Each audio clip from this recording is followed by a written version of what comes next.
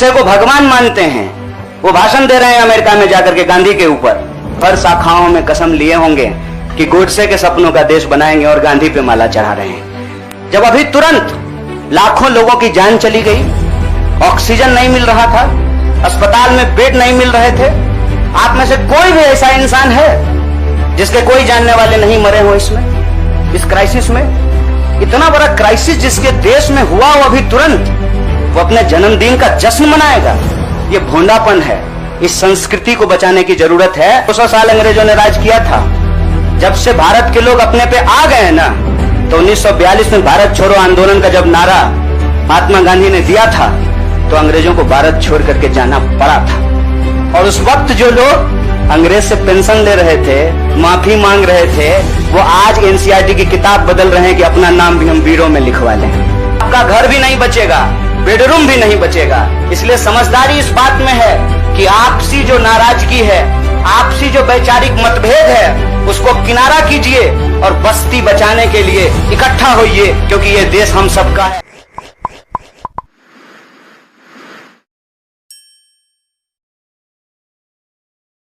किसी महिला के साथ आपका गुस्से से जो है ना पूरा शरीर कांप जाता होगा। देश खतरे में है। पार्टियां तो बनती रहेंगी, पार्टियों की कोई कमी है क्या? हर शाम पार्टी होती है इस देश में। पार्टी नहीं बचाना है, देश बचाना है। और देश बचाने की मुहिम में जो पार्टी रहेगी वो पार्टी भी बचेगी। और मुझे इस बात को कहने में कोई दो राय नहीं है। मैंने जितना इतिहास पढ़ा है अभी तक का एनसीईआरटी में जो लिखा हुआ है, अब अगले बार 2024 में क्या लिखा जाएगा नहीं पता। उसमें तो यही है कि देश को आजादी जो है वो महात्मा गांधी ने, सुभाष चंद्र बोस ने, सरदार वल्लभ भाई पटेल ने, क्या भाई हार्दिक, इन लोगों ने ही दिलाया ना। यही लोग लड़े थे। जो माफी मांगे वो वीर हो गए। आप सोचिएगा इसको। जो गोडसे को भगवान मानते हैं वो भाषण दे रहे हैं अमेरिका में जाकर के गांधी के ऊपर। हमारे गांव में एक गाना आता था, गांधी जी के भजन करे गांधी के हत्यारा। कितना अजीब लगता होगा आपको। देखिएगा वो फोटो जब हमारे देश के प्रधानमंत्री गांधी पे माल्यार्पण करते हैं। जीवन भर शाखाओं में कसम लिए होंगे कि गोडसे के सपनों का देश बनाएंगे और गांधी पे माला चढ़ा रहे हैं। See, I am not here to save the party, please, I am respecting you as a citizen, you can respect my right. देश खतरे में है। और ये सिर्फ मैं नहीं कह रहा हूं, ये मुझे लगता है आप भी सोचते होंगे। समझ रहे हैं? अंग्रेजी का वो फ्रेज है, dancing on dead, dead body पे कोई नाच रहा है। उस दिन खाना तो नहीं खाया गया। आप सोच के देखिए, आप इस पे विचार करके देखिए। मेरे गांव में अगर किसी की मौत हो जाए तो पूरे गांव में खाना नहीं बनेगा। हजारों लोग मर गए। देखे 71 वर्ष की उम्र में प्रधानमंत्री के लिए सोहर गाया गया। नया बच्चा जब पैदा होता है ना, तो पूर्वांचल में सोहर गाते हैं लोग। प्रधानमंत्री बूढ़े हो गए हैं, उनके लिए सोहर गाया जा रहा है। तब जब अभी तुरंत लाखों लोगों की जान चली गई, ऑक्सीजन नहीं मिल रहा था, अस्पताल में बेड नहीं मिल रहे थे। आप में से कोई भी ऐसा इंसान है जिसके कोई जानने वाले नहीं मरे हो इसमें, इस क्राइसिस में? इतना बड़ा क्राइसिस जिसके देश में हुआ वो अभी तुरंत वो अपने जन्मदिन का जश्न मनाएगा? ये भोंडापन है। इस संस्कृति को बचाने की जरूरत है। और इस संस्कृति को बचाने के लिए मुझे लगता है कि कांग्रेस पार्टी में क्षमता मौजूद है। लोगों को यह बात पसंद हो या ना पसंद हो, हकीकत यह है कि पार्लियामेंट में सबसे बड़ी पार्टी कांग्रेस पार्टी है। इसीलिए इस पार्टी को यह जिम्मेवारी लेनी पड़ेगी और उस जिम्मेवारी को संभालने के लिए मैं यहां आया हूं। Thank you news nation. I'll come to you.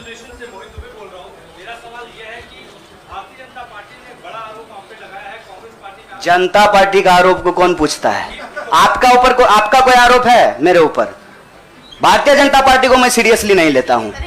आपका कोई आरोप है? आप सवाल पूछिए। साहब, जो साथी पीछे खड़े हैं, थोड़ा आप शांति का दान दीजिए प्लीज। अरे भैया प्लीज, दुबे जी आप पूछिए please. Ask your question quickly.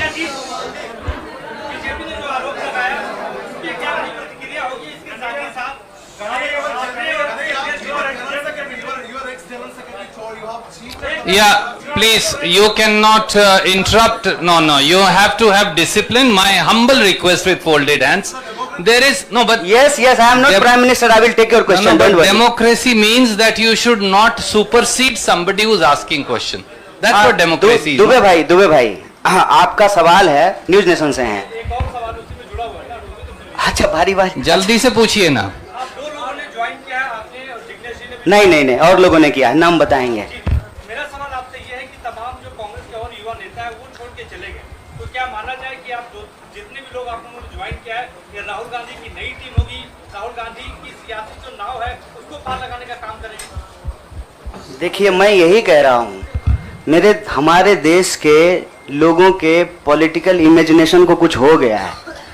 अभी क्या हो गया है मुझे समझ में नहीं आ रहा है। हमने आपके सवाल को अपने आप लेते हुए हमने अपने पूरे वक्तव्य को रखा। हमने कहीं भी कहा कि हम कोई टीम बना रहे हैं। बीसीसीआई थोड़ी है सर, मतलब टीम बना रहे हैं। मैं कह रहा हूं कि भारत की परंपरा, चिंतन परंपरा, सोच, जिस पे आपको गर्व होता है भारतीय होने के चलते, उस परंपरा को समेटने का, उसको आगे बढ़ाने का काम देश की सबसे पुरानी पार्टी कांग्रेस पार्टी ने किया है। उस पार्टी के पास एक ऐतिहासिक जिम्मेवारी है और इस देश का नागरिक होने के चलते, साथी जिग्नेश ने कहा, यह हमारी भी ऐतिहासिक जिम्मेवारी है कि कल को जब इतिहास लिखा जाएगा तो हमसे भी पूछा जाएगा, दुबे भाई आपसे भी पूछा जाएगा कि जब यह तमाशा हो रहा था तो हम क्या कर रहे थे। हमने वो कहानी सुनी है बचपन में, आपने भी सुना होगा।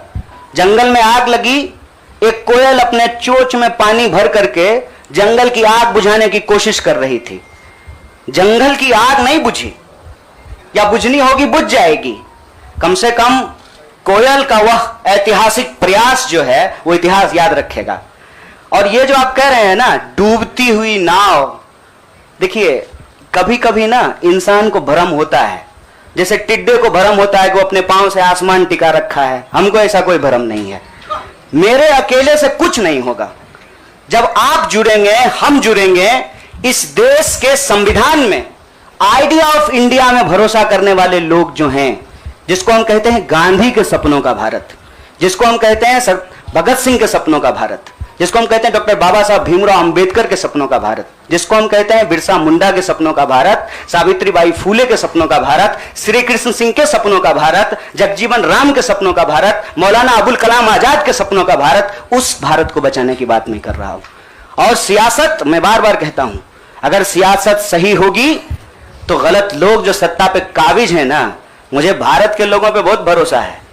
अरे हैं हम लोग थोड़ा सा आलसी, लेकिन जब आ गए ना अपने पे, 200 साल अंग्रेजों ने राज किया था, जब से भारत के लोग अपने पे आ गए ना, तो 1942 में भारत छोड़ो आंदोलन का जब नारा महात्मा गांधी ने दिया था, तो अंग्रेजों को भारत छोड़ करके जाना पड़ा था। और उस वक्त जो लोग अंग्रेज से पेंशन ले रहे थे, माफी मांग रहे थे, वो आज एनसीईआरटी की किताब बदल रहे हैं कि अपना नाम भी हम वीरों में लिखवा लें। इसीलिए मैं कह रहा हूं कि उस इतिहास को, उस चिंतन परंपरा को बचाने की जरूरत है। पार्टी अगर उस सिद्धांत पे चलेगी, संविधान के प्रियम्बल को रक्षा करने की कोशिश करेगी, पार्टी भी बचेगी और पार्टी सत्ता में भी आएगी। ऐसा मेरा उम्मीद है, ऐसे मेरी आशा है। Jainendra from ABP, can you please come forward and ask. हाँ, पूछिए जरा। एक सवाल पूछिए। हम एक आग्रह करें, आप लोग ना लड़ाई नहीं लगवाइए हमारे दोस्त के बीच में। भोरे से जो है ट्विटर पे आप लोग क्या क्या जो चला दिए हैं, लोग हमको पूछ रहा है कि जिग्नेश का नाम काहे नहीं ट्रेंड कर रहा है। मैं आपसे आग्रह कर रहा हूं, हम ना अलग अलग लोग नहीं हैं, यह मंच आपस में बटा हुआ नहीं है। तो सवाल जो है सारा तोप का गोला जो है हमारे तरफ ही नहीं हो, मंच के तरफ मुखातिब हो, मैं भी जवाब दे दूंगा। Yes, Jainendra ji please ask your question.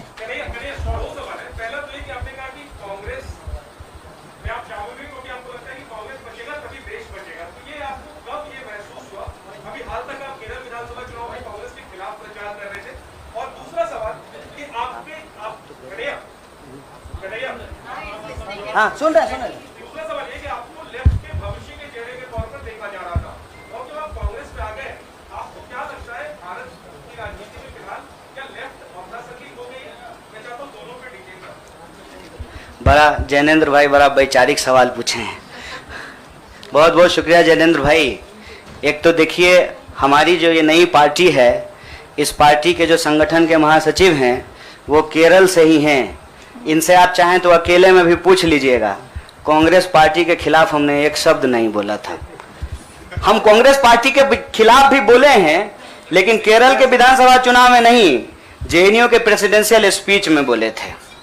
देखिए हमको हमारा इतिहास पता है और हम यही कहते हैं, इतिहास को तोड़ा और मरोड़ा नहीं जा सकता है। इतिहास इतिहास होता है। इतिहास कोई कागज पे लिखे हुए शब्द होते हैं कि आप उसको जो इरेजर से मिटा दीजिएगा। केरल के विधानसभा चुनाव में कांग्रेस पार्टी के खिलाफ नहीं बोले थे। आपने पूछा कि कब इसको आपको ऐसा महसूस हुआ। देखिए महसूस तो मुझे राजनीति में आए हुए 18 साल हो गए हैं और मैंने हमेशा यह महसूस किया कि कहीं ना कहीं इस देश की जो राजनीतिक विरासत है वो भटक गई है। भूल भुलैया नहीं होता है, राइट लेफ्ट सेंटर घूमने लगा है और पता ही नहीं चल रहा है कि एक्चुअल आइडियोलॉजिकल पोजिशनिंग कहां है, उसके थ्रेड्स कहां पे हैं। तो मैं जैनेंद्र भाई, आपने वैचारिक सवाल पूछा है, एक ऐतिहासिक तथ्य आपसे साझा करता हूं। मैं ऑल इंडिया स्टूडेंट फेडरेशन का मेंबर था कल तक। वो ऑल इंडिया स्टूडेंट फेडरेशन 1936 में बना और उस इतिहास जाकर के देख लीजिएगा। उसका जो इनॉग्रल सेशन था, पंडित जवाहरलाल नेहरू का उसमें भाषण हुआ था और उस वक्त देश के जितने भी नौजवान थे, सुनने में थोड़ा अजीब लग सकता है हमारे कुछ साथियों को, लेकिन अपने विद्यार्थी के होने के जमाने में अटल बिहारी वाजपेयी भी शामिल हुए थे, बाद में निकाल दिया गया था। मतलब अंग्रेजों के खिलाफ जो छात्रों का संघर्ष हो रहा था, सभी विचारधारा के लोग उसके सदस्य थे। और आपने जो वैचारिक सवाल पूछा कि आपको लेफ्ट के भविष्य के रूप में देखा जा रहा है, कौन कह रहा है कि लेफ्ट का भविष्य खराब हो गया है? व्यक्ति आते हैं और जाते हैं, संगठन हमेशा व्यक्ति से बड़ा होता है। व्यक्ति की अपनी एक भूमिका होती है, उस भूमिका को वो अपनी क्षमता से निभाने की कोशिश करता है। मैं आपको बता दूं, जिस पार्टी से आप मेरा संबंध जोड़ रहे हैं, मैं वहां पैदा हुआ हूं। मेरे भीतर सोचने, समझने, लड़ने की जो क्षमता है, यह उसके ट्रेनिंग का हिस्सा है और मुझे इस बात का गर्व है। लेकिन वहां जो लड़ने का तरीका है और जिस तरीके से वो लड़ रहे हैं, मुझे लगता है आज जो देश की स्थिति है उसमें उसके स्पीड को बढ़ाने की जरूरत है और जो वैचारिक संकीर्णता है उसको तोड़ने की जरूरत है। मैं आपको एक बात बताना चाहता हूं। मैं अपने कई साथियों से पूछा कि क्या भगत सिंह की जयंती देश के सभी संगठनों को नहीं मनाना चाहिए, और क्या गांधी की तस्वीर सभी संगठनों के कार्यालय में नहीं होना चाहिए? यह हमारा इतिहास है, यह हमारी विरासत है। कुछ लोग बहुत चालाकी से विचारधारा की खोल में यह जो हमारी ऐतिहासिक विरासत और परंपरा है, इसको आपस में उलझाने की कोशिश करते हैं। एक बड़ा पॉपुलर डिबेट है मीडियम और मीन्स का, साध और साधन का, हिंसा और अहिंसा का। तो मैं आपके सामने इस सदन के समक्ष यह बात कहता हूं, जब भगत सिंह कहते हैं कि बम और पिस्तौल इनकलाब नहीं ला सकता है, मतलब भगत सिंह हिंसा का निषेध कर रहे हैं, वायलेंस को निगेट कर रहे हैं। और जब बापू कहते हैं, महात्मा गांधी कहते हैं करो या मरो, मतलब वो व्यक्ति के ऊपर होने वाली हिंसा को स्वीकार कर रहे हैं और अहिंसा को निगेट कर रहे हैं। देश की अर्जेंसी क्या है, इस बात को समझिए। और देश की अर्जेंसी यह है कि आप पैदा कहीं भी हुए हों, अगर गांव में आग लगी है, आप अपने दरवाजे के बाहर डंडा लेकर के गेटकीपर बन करके खड़ा हो जाएंगे कि घुसने नहीं देंगे, निकलने नहीं देंगे, तो आपका घर भी नहीं बचेगा, बेडरूम भी नहीं बचेगा। इसलिए समझदारी इस बात में है कि आपसी जो नाराजगी है, आपसी जो वैचारिक मतभेद है, उसको किनारा कीजिए और बस्ती बचाने के लिए इकट्ठा होइए, क्योंकि ये देश हम सबका है। इसीलिए लेफ्ट राइट का जो क्वेश्चन है ना, वो अप्रासंगिक इसलिए हो गया है कि आज आपको वैसे आदमी के साथ सामना करना पड़ रहा है जो हमारे जमाने का गोविंदा है, ड्रेस बदलते रहता है। इसीलिए इस वैचारिक भ्रम में नहीं पड़िए, देश बचाइए, संविधान बचाइए, यही हमारा लक्ष्य है। को वैसे आदमी के साथ सामना करना पड़ रहा है जो हमारे जमाने का गोविंदा है, ड्रेस बदलते रहता है। इसीलिए इस वैचारिक भ्रम में नहीं पड़िए, देश बचाइए, संविधान बचाइए, यही हमारा